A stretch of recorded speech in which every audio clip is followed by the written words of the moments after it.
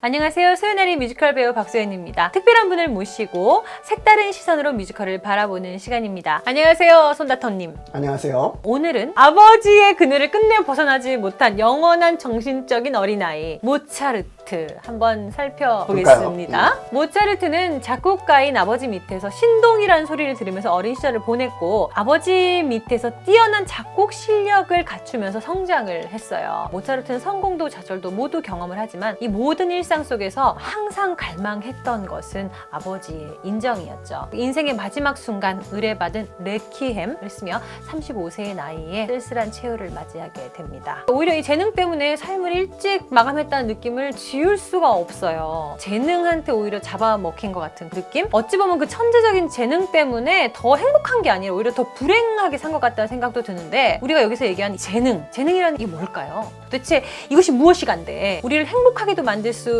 있고 불행하게도 만들 수 있는 남들과는 다른 일단 자기만의 장점일 텐데 재능 중에서도 하늘이 내린 특별한 재능을 천재라고 하고요. 그만큼 특출난 재능을 가졌다라면 삶도 보다 쉽고 행복할 것 같은데 그렇지 않다란 말이죠. 특출난 재능을 가진 사람이 그 재능을 지혜롭게 쓸 수 있다면 정말 일반인들보다는 더 행복할 수 있을 것 같은데 어떻게 해야 이 두 마리 토끼를 다 잡아서 행복한 천재로 살 수가 있을까요? 그러게요. 이게 저도 약간 모차르트 같은 천재 입장에서 이입이 많이 됐어요. 웃어서 죄송합니다. 네. 괜찮아요. 저도 웃을 뻔했어요.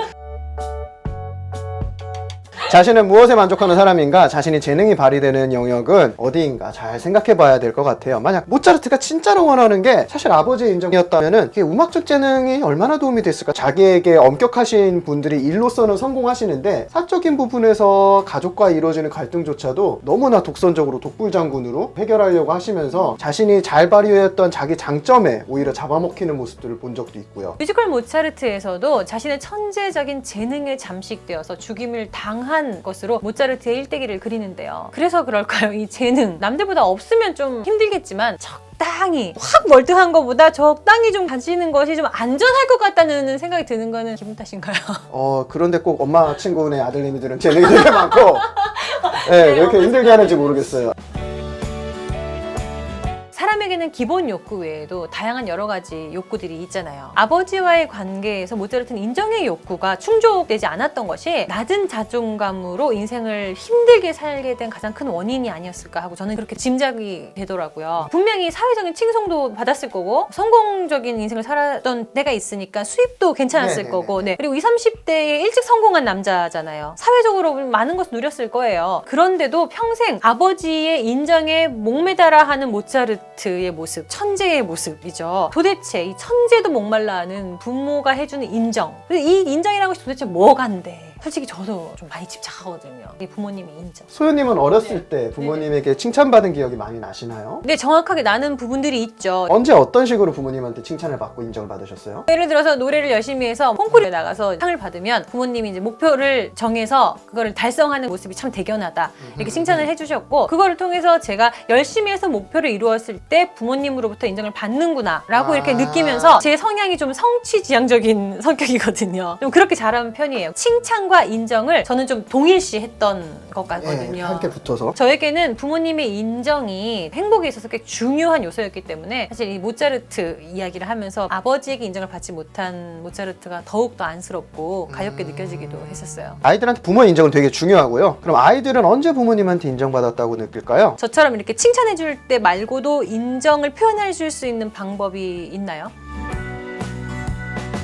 물론 칭찬이 제일 중요하긴 한데요. 그거랑 마찬가지로 더 중요한 것도 있는데 있는 그대로 아이를 읽어주세요. 다큐멘터리에서 나레이터 역할이랑 비슷하다고 할 수 있겠죠. 나레이터 선생님은 다큐멘터리에서 판단을 해서 동물을 보시지는 않잖아요. 에이 뭐 사자가 식후에 뭐 저렇게 누워있어? 저건 사자도 아니야. 저 코끼리 게으르네? 엉망이네? 뭐 쟤네 엄마 코끼리 뭐 한대니? 막 이렇게 안 하잖아요. 그게 잘한 일이든 못한 일이든 아 코끼리가 눌부러져 있구나 이렇게 일단 읽어주세요. 그 다음에 같이 판단을 하더라도 자체도 아이가 널브러져도 된다 이런 허용과는 다른 개념이고 레베카 편에서도 잠시 말씀드리긴 했을 거예요. 잘했다 못했다가 아니라 이런 생각을 해서 네가 그렇게 행동을 한 거구나 라는 공감과 이해, 그러니까 생각 읽어주기. 예, 저보다 정리를 잘 하시네요. 이 생각을 읽어준다는 것이 여러 번 언급되는 걸 보니까 이 과정이 정말 여러 면에서 너무나 중요한 과정인가 봐요. 굉장히 제가 앞으로도 계속 강조하게 될 핵심 중에 하나죠. 아, 이런 생각을 해서 네가 이렇게 한 거구나. 그죠? 이거 저는 이제 주문처럼 외워야겠어요. 아, 이런 생각을 해서 너가 그렇게 한 거구나. 네. 이놈의 새끼 이러면 안 되고요. 예. 인간이 있는 그대로의 욕구와 모습을 솔직하게 말했을 때 평가받지 않고 인정받을 수 있는 창구가 다른 곳이 아니고 부모일 수 있다면 정말 세상 얼마나 당당하게 살아갈 수 있을까요? 전 그런 생각 하거든요. 제 얘기는 아닙니다. 깜짝이야. 깜짝이야. 네. 너무 이입했어요. 네. 너무나도 좋죠. 제일 베스트인데요. 모차르트에게 그런 아버지, 그런 가족이 있었다면 아마도 세계의 클래식 음악사가 다시 쓰여졌을 수도 있겠다 하는 생각까지 해봤어요. 자신이 잘한 모습이라든지 자기의 성공한 모습뿐만 아니라 있는 그대로의 모습 전체를 인정해주는 사람이 뒤에 있고 그 사람이 부모님이라면은 정말 수십억이 부럽지 않을 것 같아요. 좀 부러워요. 저는 부러워요. 네. 수십억도 좀 부러워요. 네. 네, 물질적인 것이 아주 제 스타일이십니다. 네. 아이고야. 네, 이번에는 자존감에 대한 이야기 좀 나눠볼까요?